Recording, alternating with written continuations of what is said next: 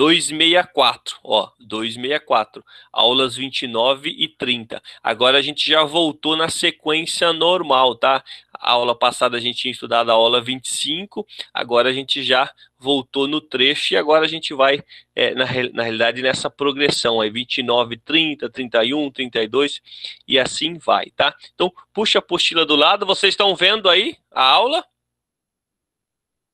Alguém pode dar um alô? Sim, professor. Beleza, vamos lá então, ó. O que que nós estamos vendo, pessoal? Então, existem as funções orgânicas.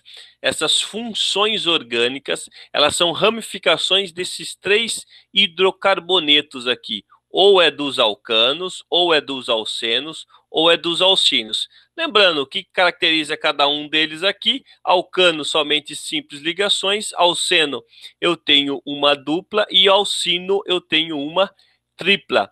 Dessas, vamos dizer assim, dessa estrutura que a gente chama de hidrocarbonetos, eu tenho algumas estruturas que vão conter oxigênio dentro da cadeia ou na periferia da cadeia. Essas funções orgânicas eu chamo de oxigenadas. Depois a gente vai ver que quando não contém oxigênio, mas contém nitrogênio, elas são nitrogenadas. A primeira função a gente já viu várias aí, né? Oxigenadas, álcool, tá aqui, ó, tá meio, eu deixei assim apagadinho, mas o álcool, o éter, o ácido, o éster e o aldeído, tá? O que que a gente vai ver hoje? Principalmente essa função álcool aqui e uma derivada dela. Uma derivada dela é a função fenol. O que que muda do álcool para o fenol?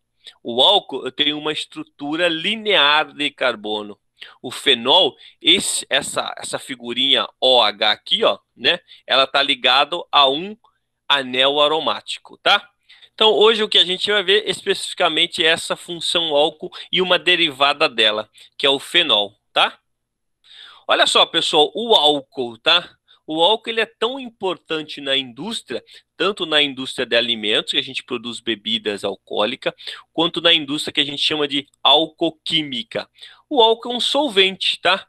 Então eu posso ter não somente essa estruturinha aqui, ó, que é o álcool etanol, porque o etanol, porque eu tenho dois carbonos, então um carbono é met, dois carbonos é et, com um grupo OH, essa figurinha aqui, ó, eu vou chamar ele de etanol. Ou, na apostila aí de vocês, ele também chama de álcool etílico. Isso é um outro nome, é um nome trivial dele. O nome UPAC é etanol. O nome trivial é o álcool etílico. Se eu tenho um álcool que eu só tenho um carbono, é o álcool metílico. Se eu tenho um álcool que tem três carbonos, é o álcool propílico, butílico com quatro e assim sucessivamente, tá?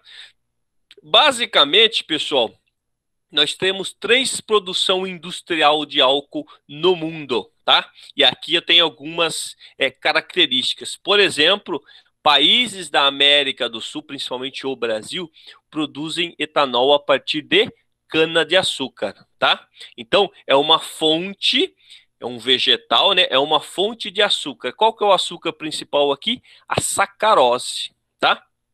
Depois, eu tenho uma outra fonte, eu chamo de fonte, né? Uma outra fonte de produção de etanol, que é o etanol de milho. Aqui eu não tenho a sacarose, eu tenho o amido, tá? Então ele entra num outro processo. Aí eu vou explicar para vocês a diferença de sacarose e amido.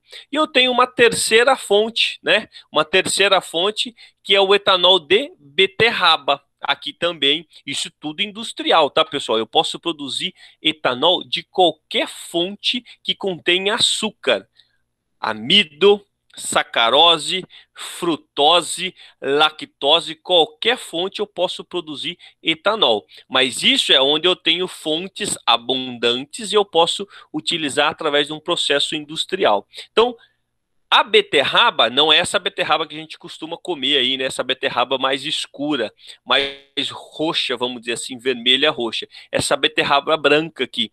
Essa beterraba branca, ela é muito comum na Europa, tá? Em alguns países da Europa, Alemanha, França, Itália, se produz muito álcool através da beterraba, tá? E produz de outras fontes também, mas principalmente de beterraba. Então aqui, ó, aqui a gente tem 3 blocos características de país: cana-de-açúcar Brasil, milho Estados Unidos e beterraba a Europa como um todo. A produção aqui de beterraba não chega nem perto dessas duas aqui, ó. Só para a gente ter uma ideia, o Brasil produz em média por ano, 30 bilhões de litros de etanol, tá? A partir de cana-de-açúcar. Está crescendo um pouquinho de milho, mas é bem pouquinho. Já os Estados Unidos produz mais de 50 bilhões de litros, é quase o dobro, ó, tá? Os Estados Unidos é o maior produtor de etanol de milho, tudo bem? E daí, pessoal, a gente tem como fonte a sacarose, tem como fonte o amido e tem como fonte a sacarose para beterraba. E como que se produz etanol? Como que se dá isso aí, professor? Olha só, se dá dessa forma aqui, ó. Eu tenho uma fonte de açúcar, a sacarose, eu quebro essa estrutura, ou seja, eu faço uma hidrólise. Toda vez que tem água em cima de uma reação química, eu chamo ela de hidrólise. Eu produzo glicoses e frutose. Eu vou mostrar mais à frente para vocês a estrutura da sacarose e a estrutura da glicose e da frutose. Vocês já devem ter visto.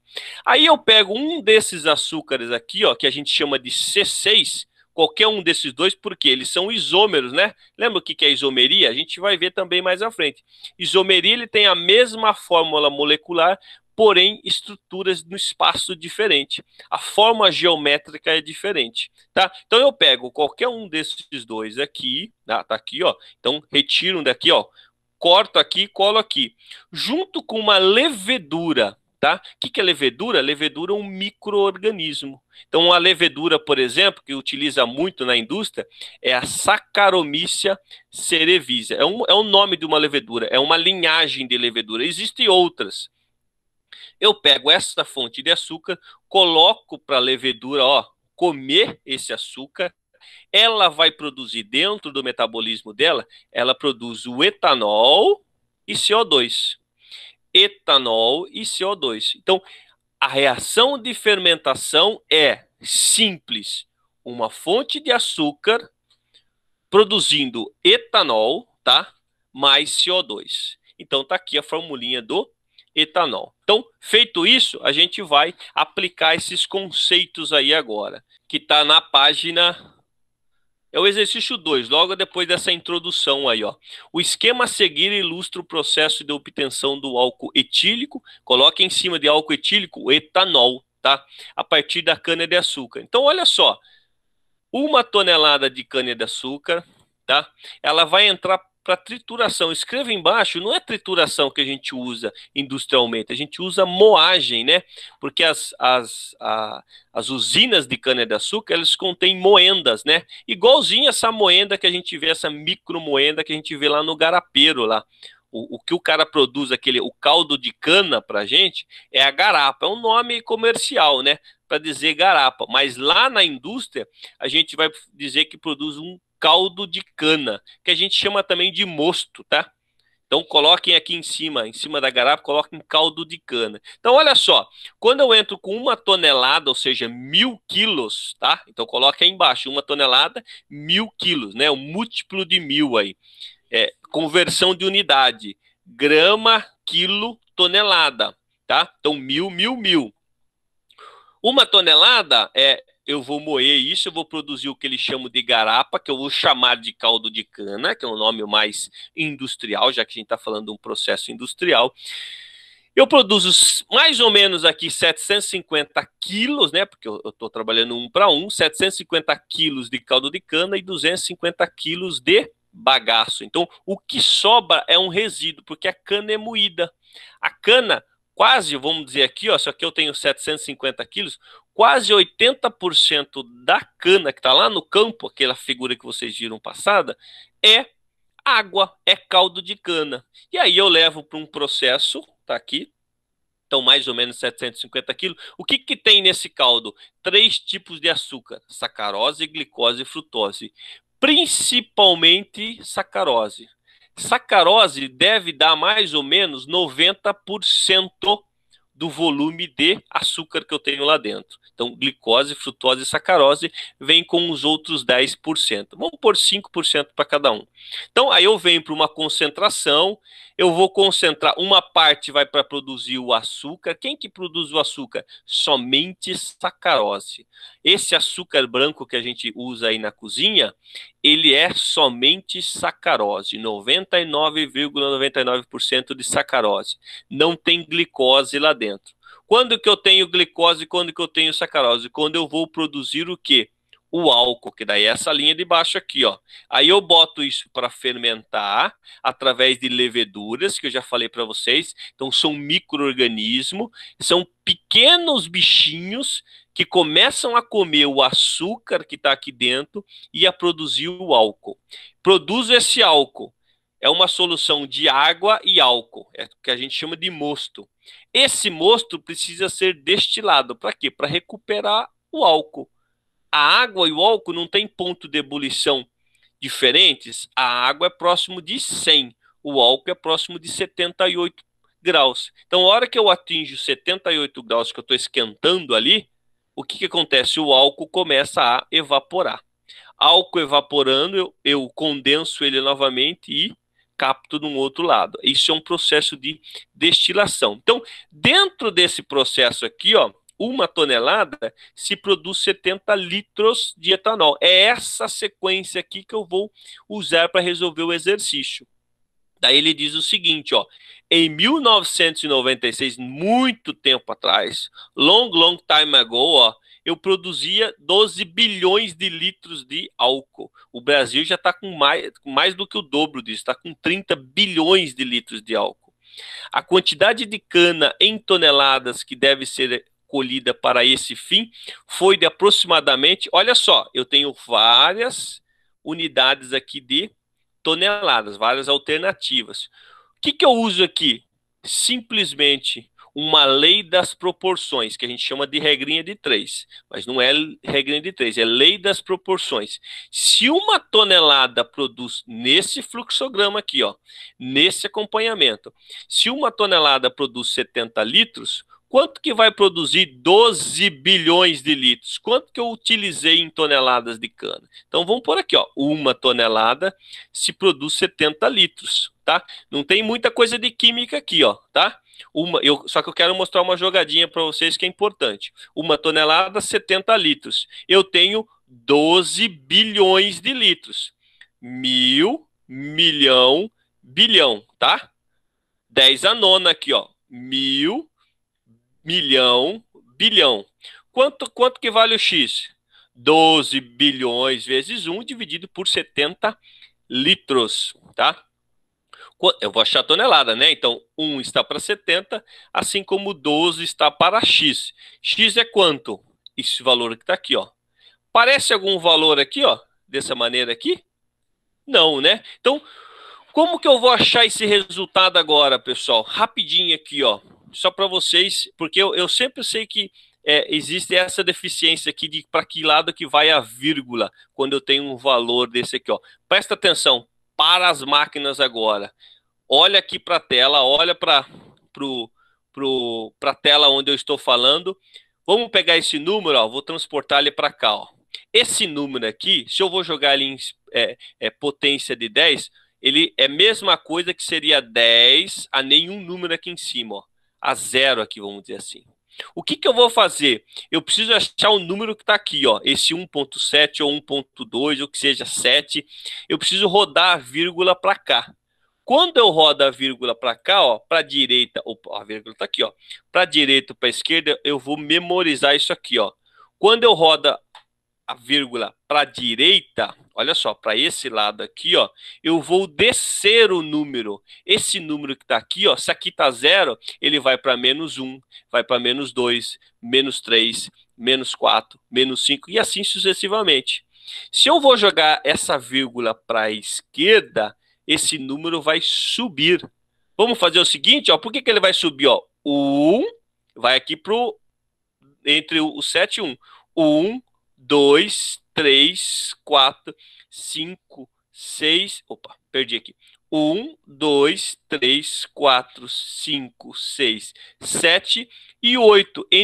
Se a vírgula ficar entre 1 e 7, eu vou andar 8 casas. Então, esse número sobe. Então, se ele sobe, ele está zero. Ele vai para 1, vai para 2, vai para 3, vai para 4, vai para 5, e vai para 7, e vai para 8. Então, a resposta aqui, ó, é esse 1,7 10 a oitava. Não poderia confundir com esse aqui, ó. O único que tinha, né?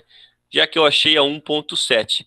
Tudo bem, pessoal? Então, sempre vocês vão ter essa conversão de unidade. Um número grande ou um número pequeno, que eu vou ter que a vírgula vai para a direita ou ela vai para a esquerda. Então eu vou pensar nisso aqui, ó. Façam isso aí no caderno de vocês. Se eu tiver aqui, ó, 1,7, ó, 1,7, todo esse número para frente. O que vai acontecer aqui? Eu quero jogar esse número a expoente. Então eu vou colocar aqui 1, 2, vou voltando a vírgula. O que vai acontecer com esse 8? Ele vai para 7, ele vai para 6, ele vai para 5, até ele ficar zero. Então, sem expoente nenhum. É esse número que está aqui, ó. E a vírgula lá entre o 1 e o 4. Tudo bem? Espero que vocês tenham entendido isso aí. Olha só, falando de fermentação. Pega essa reação aqui, ó. Tá aí o exercício 5 de vocês.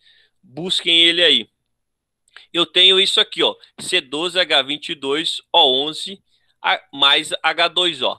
O que acontece com isso aqui, ó? Isso aqui é a sacarose. O que ele está dizendo aqui? Glicose e frutose. Quem que é o A? Ou seja, quem que é a estrutura química que está aqui? Ou seja, a fórmula molecular dela. Só pode ser a soma de todos esses caras aqui, ó.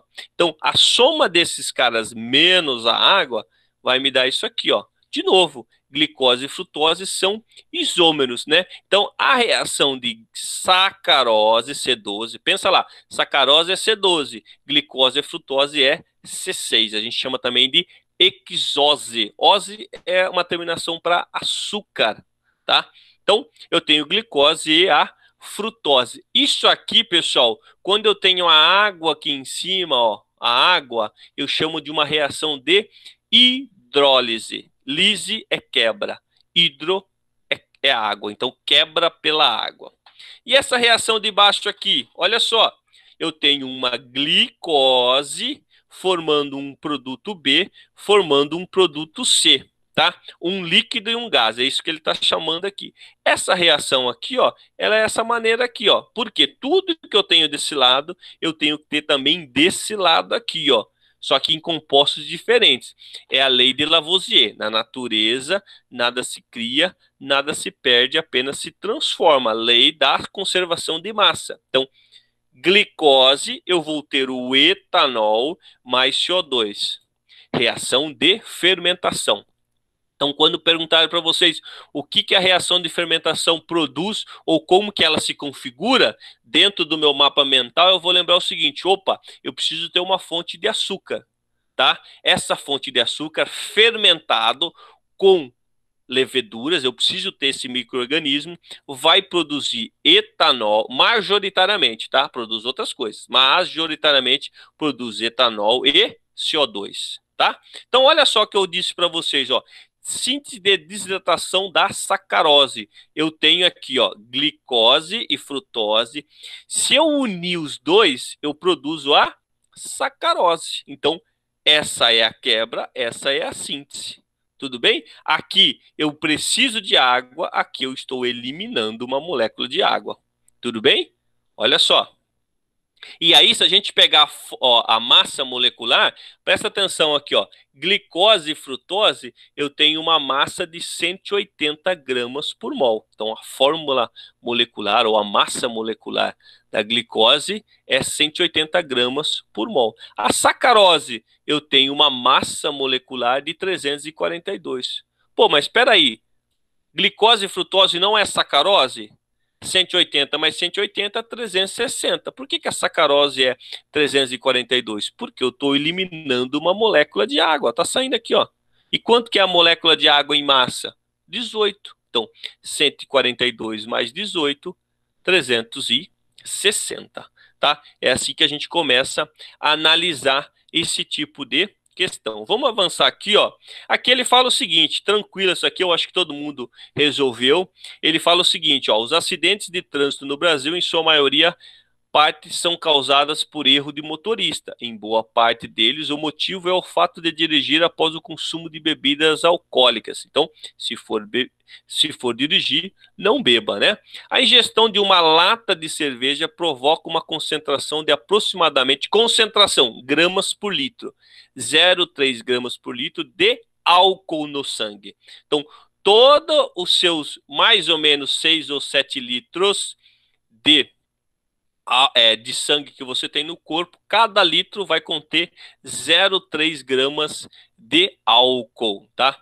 A tabela a seguir mostra os efeitos sobre o corpo humano provocados por bebidas alcoólicas em função de níveis de concentração. Então tá aqui.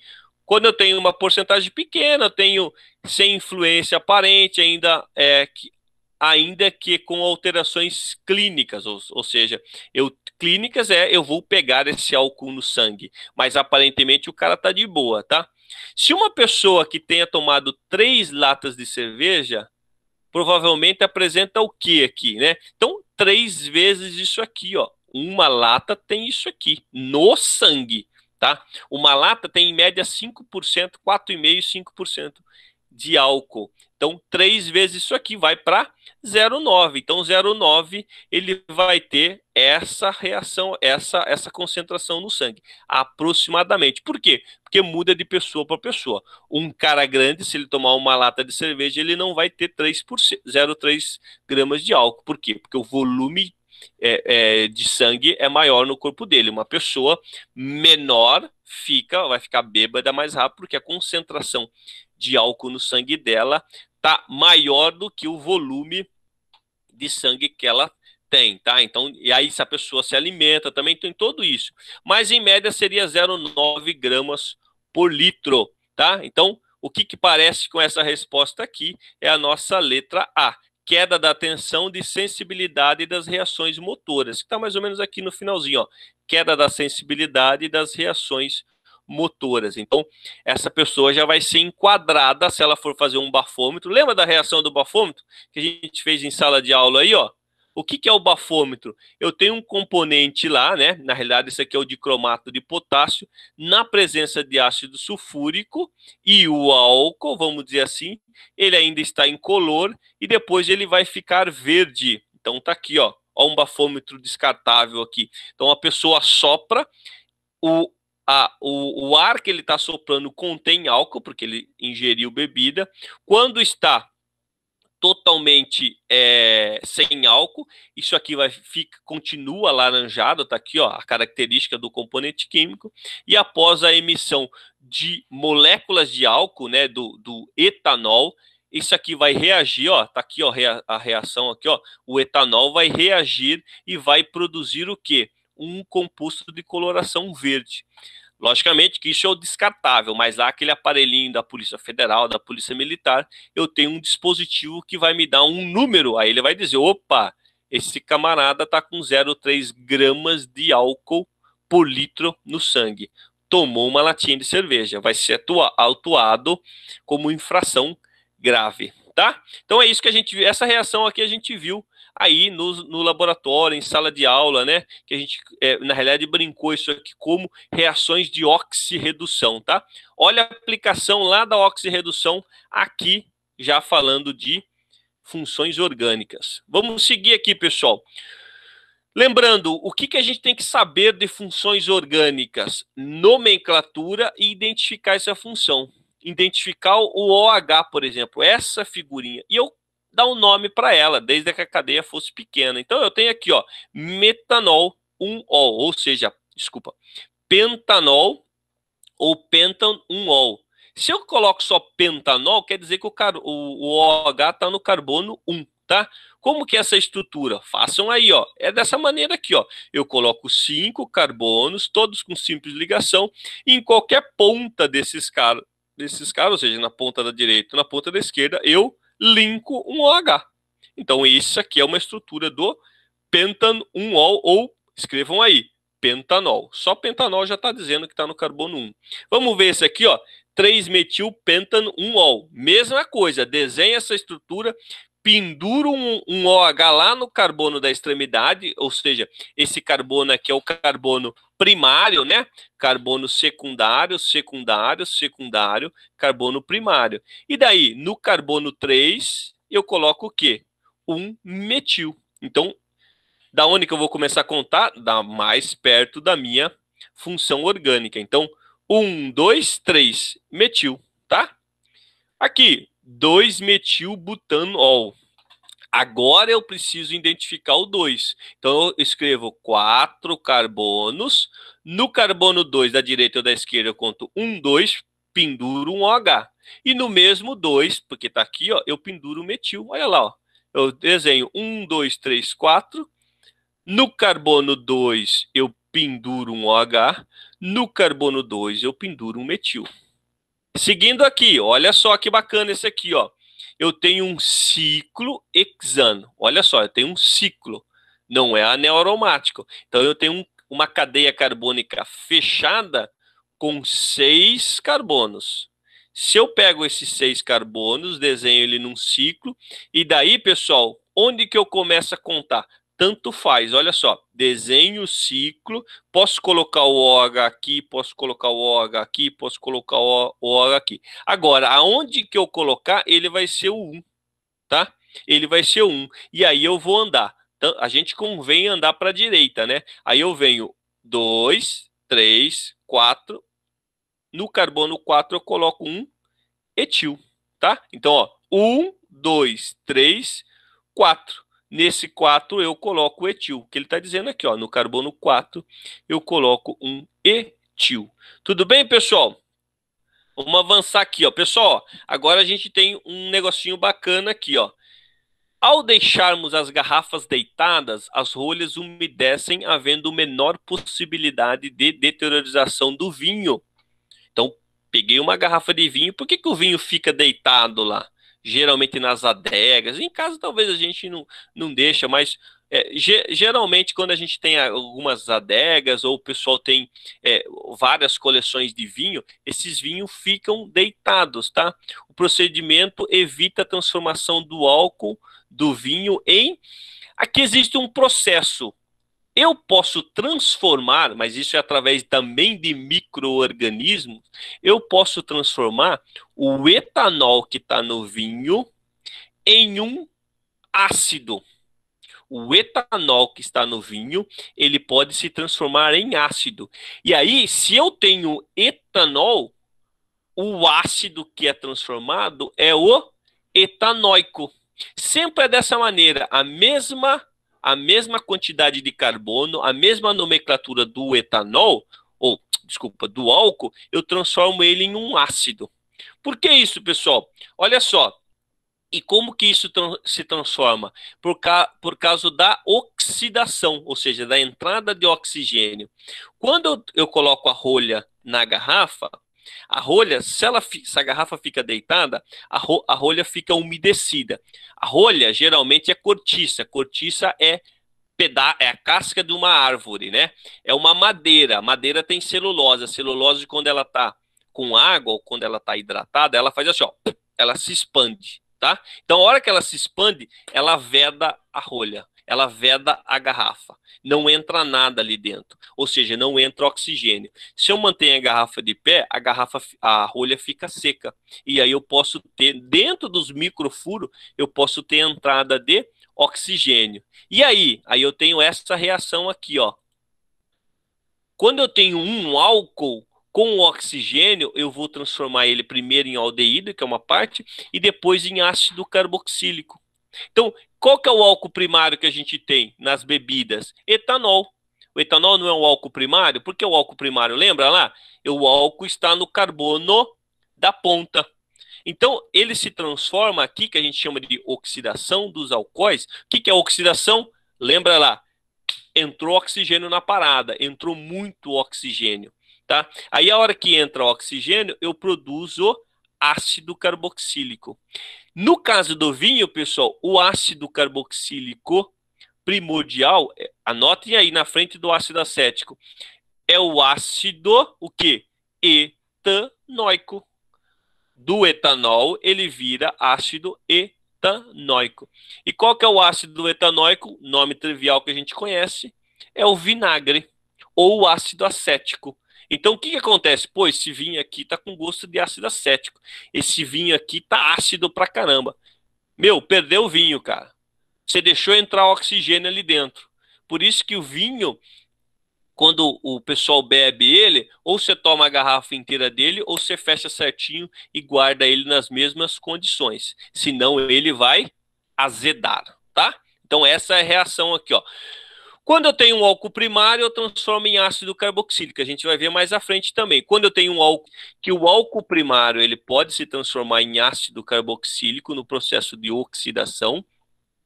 Um álcool secundário ele pode se transformar em uma cetona e um álcool terciário não reage com ninguém. Aquele álcool que eu mostrei para vocês é um terciário, ele não reage com ninguém, tá?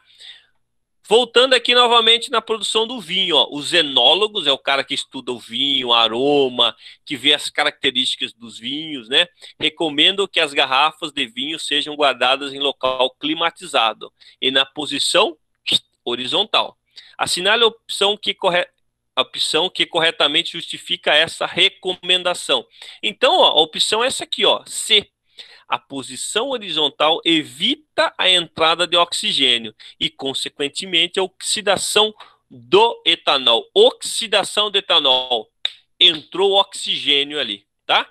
Transformando em ácido etanóico. Ácido do etanóico é o vinagre. Essa solução que a gente tem aí na cozinha, que a gente chama de vinagre, é uma solução de ácido etanóico a mais ou menos 2 a 5% de ácido acético, tá? Para a gente estar finalizando essa parte para o exercício lá, olha só isso aqui, ó. Observa as reações. Eu tenho aqui, ó, o álcool butanol, né? Ou butano 1-ol.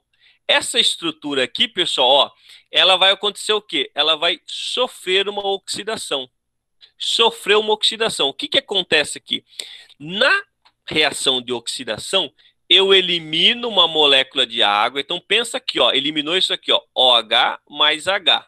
OH mais H é o H2O. Eliminou uma molécula de água, tá aqui.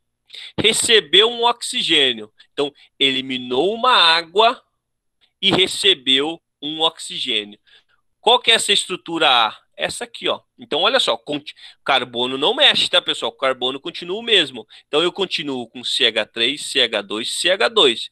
No último carbono, eu vou produzir o quê?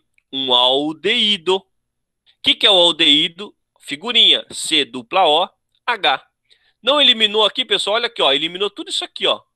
Essa água aqui, ficou só um hidrogênio que está aqui embaixo. E aí ele recebeu uma molécula não, um átomo de oxigênio. Então, primeira parte, está me dizendo aqui, o butanol, ou o butano 1-ol, sofreu um processo de oxidação, transformou em um aldeído. Agora, eu vou pegar esse mesmo aldeído e vou botar mais oxigênio nele. O que que vai acontecer aqui? Só, não está perdendo nada, ó. Só vai entrar um oxigênio. Se só vai entrar um oxigênio, quem que eu vou transformar? Continua a mesma coisa, C dupla O, agora é o OH, ó. Entrou um oxigênio aqui. Então, por isso que ele diz lá que um álcool primário, tal como o butanol, pode ser produzido como ácido. Que ácido que é esse aqui, ó?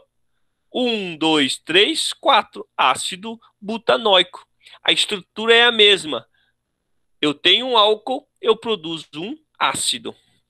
Vamos ver esse outro aqui, ó. Vamos ver qual que é esse composto C. Então, perceba aqui, pessoal. Eu tenho um butano 2-ol, é um álcool secundário, ó. Duas ligações com carbono, um álcool secundário. Ele vai receber uma oxidação, ou seja, vai receber oxigênio, está eliminando uma água. Vamos eliminar uma água? Vamos eliminar esse cara aqui e esse cara aqui. Se eu eliminei uma água e recebi um oxigênio, a estrutura só pode ser essa aqui, ó. Uma cetona. Olha lá. Eliminei isso, eliminei isso. Esse que ele está dizendo aqui para mim, ó. Está dizendo que eu estou eliminando uma água e estou recebendo um oxigênio. Esse recebeu o oxigênio aqui, ó.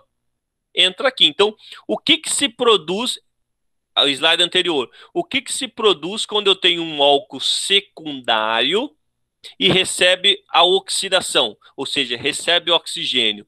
Eu elimino uma água e produzo uma função cetona. Tá aqui, que a gente vai ver também mais à frente com prioridade.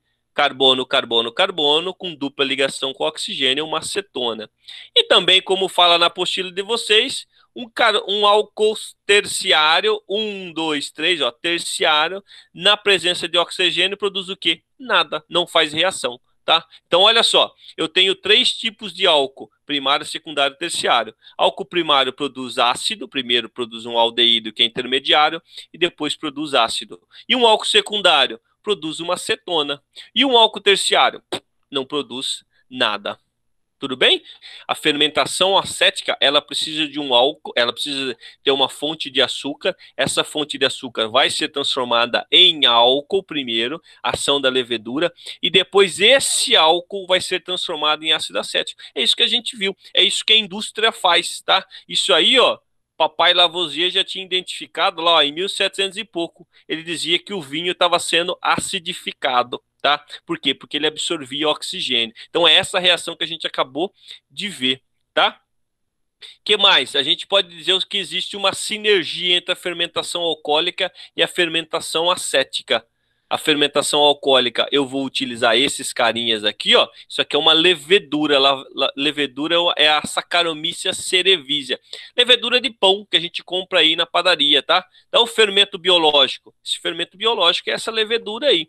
E daí? Eu posso produzir o etanol. Se esse etanol tiver a presença de oxigênio e as bactérias, essa aqui o acetibacter, eu produzo o etanólico, desculpa, eu produzo o ácido etanóico. Então, por isso tem aqui, ó, um copo de vinho com álcool sendo transformado em vinagre, tá? Isso é uma relação bem bacana. Eu gostaria de ter mais tempo para discutir isso com vocês. Pessoal, fenol. Grupamento OH com o anel aromático, tá? Grupamento OH com o anel aromático. Em função desse hidrogênio aqui, ó, ele tem caráter ácido. Por isso que quando o pessoal vai alisar cabelo ou vai fazer uma tintura, isso aí tem fenol, o fenol tem caráter ácido. Então o que acontece? Ele dissocia e queima a matéria orgânica, queima o cabelo, queima a pele da pessoa. Bem controlado, pode ser usado para fazer aquele tipo de peeling, né, que é uma descamação da pele. É um ácido que contém fenol, tá? Vamos escrever a fórmula bem básica dos fenóis aqui, ó. 2-metilfenol. O que é o fenol? Opa, professor, fenol, anel aromático com um OH. Só que eu tenho no carbono 2, eu tenho um metil. Simples, igual o ciclo lá que eu fiz. Eu desenho ele, aqui ele vai ser contado como 1. Como 1, eu tenho aqui, na sequência, sempre para a direita, eu vou ter o 2. Então, o carbono 2, eu tenho um metil. Olha aqui, 2-etil, 4-metilfenol. O que é o fenol? Anel aromático com um grupamento OH. Comecei a contar ele, ó. 1. No 2 eu tenho um etil. No 2 eu tenho um etil. Tá aqui, ó. Pendurei o etil. E lá no 4 eu tenho um metil. 1, 2, 3, 4. Metil. Tudo bem? Pessoal, eu posso utilizar uma nomenclatura que é em posição. Quando eu tenho aqui, ó, na primeira aqui na direita, eu chamo ele de orto. Quando eu tenho embaixo, eu chamo ele de meta. Quando eu tenho frente para frente, eu chamo ele de para. Orto, meta, para. A gente vai ver isso mais à frente, mas isso é interessante para o fenol. Olha o nome dele aqui, ó, também. Hidroxi-2-metilbenzeno. Por que o benzeno? Hidroxibenzeno é o fenol, tá? Mas a gente costuma utilizar como função orgânica, fenol. Aqui, pessoal, isso aí está na página, não lembro, mas é o exercício 12 de vocês. Olha só que ele fala aqui, identificação de função orgânica, ação fungistática e fungicida. Fungistática é o que controla. Coloquem aí, ação que controla. Fungicida, sida é o que mata. O cara é um homicida, o cara que mata. O cara não é um homeostática que o controla, tá? Então lembra disso aí. Estática controla, fungicida mata. De alguns fármacos impede a reprodução dos fungos. O que causam infecções na pele e mucosa do corpo. Alguns compostos fenólicos são usados como agentes antifúngicos. O ciclopirox, embora apresente ação semelhante, não é um fenol. O ciclopirox encontra-se, nome comercial, tá? Encontra-se corretamente representado pela estrutura. Olha só, fenol, não importa o que tem aqui, fenol. Qual que é a que não tem o fenol aqui? Esse cara aqui, o B, ó, ele não é um fenol, na realidade. O que que ele é isso aqui, ó? Isso aqui é uma função, até depois a gente vai ver, uma função amida. Na realidade, ele é uma amida, não tem nada a ver com fenol, tá? Mas ele tem a mesma ação de um componente que tem a ação fenólica. Pessoal, olha só o exercício aqui. Ele conta uma historinha que a gente acabou de falar. O etanol pode ser transformado em ácido acético. Por quê? Etanol, ácido etanóico. Tem um álcool aqui, ó. Sabe-se que nesse processo o ácido carboxílico apresenta o mesmo número de carbonos do álcool que originou. Então, sempre vai ter o mesmo número de carbonos. Neste sentido, qual seria o álcool que foi oxidado a ácido heptanóico? Olha só, eu tenho o ácido heptanóico, tá aqui ó, a fórmula dele aqui, ó. C7H14O2, tá aqui, ó. Essa é a função. 7 carbonos aqui, ó. Se ele foi oxidado, de quem que ele originou? Ele originou de um álcool. Quem que é esse álcool? O álcool heptanóico. Álcool heptanóico. O álcool heptanol, tá? Então, álcool heptanol, se ele foi oxidado, ele vai se transformar em ácido heptanóico, ok? Perceba aqui, ó, saiu uma água, entrou um O2. Eu vejo na fórmula aqui, ó, saiu uma água, entrou um O2. Olha aqui, ó, H16O, H14O2. Aí eu coloquei aqui, né, fiz questão de colocar o ponto de ebulição, são diferentes, e a massa molar, né, a massa molar 116 e 130. Então, quem respondeu que o ácido heptanóico veio do ácido do álcool heptanol, show de bola, tá? E o segundo é só para a gente identificar a função orgânica, na realidade está trocado para vocês, né? Esse é o primeiro, o outro é o segundo. Aqui eu tenho duas figuras, as estruturas de bastão e bola, eu preciso identificar quais são as funções orgânicas. Então, no composto A, eu tenho carbono, C dupla O, H. C dupla OH, qual que é esses caras aqui? É um propanal. Pensa na figura C dupla OH, etanol, propanal, quer dizer, um aldeído. Agora, pensa nessa outra aqui, ó. Carbono. Quem que é esse cara aqui? Esse cara não pode ser carbono, senão vai estar faltando ligações aqui. Ele só pode ser o quê? Um álcool, um oxigênio. Então, essa função oxigênio mais hidrogênio é um álcool, OH. Por isso que ele colocou das mesmas cores, pessoal, para confundir vocês. O que eu tenho que levar em consideração? Carbono, 4 ligações, hidrogênio, 1 ligação, oxigênio, 2 ligações, nitrogênio, 3 ligações. Isso vai cair muito para vocês. Então, depois vocês podem... Volta lá no finalzinho do vídeo, desenha essa estrutura e coloca lá propanal e 2-propanol. Aí eu preciso identificar, né? Se eu falar só propanol, quer dizer que o grupamento OH está aqui na ponta. Pessoal, funções orgânicas, nomenclatura, e a gente vai levar isso sempre essa imagem. Nomenclatura e identificação na estrutura química. Tudo bem?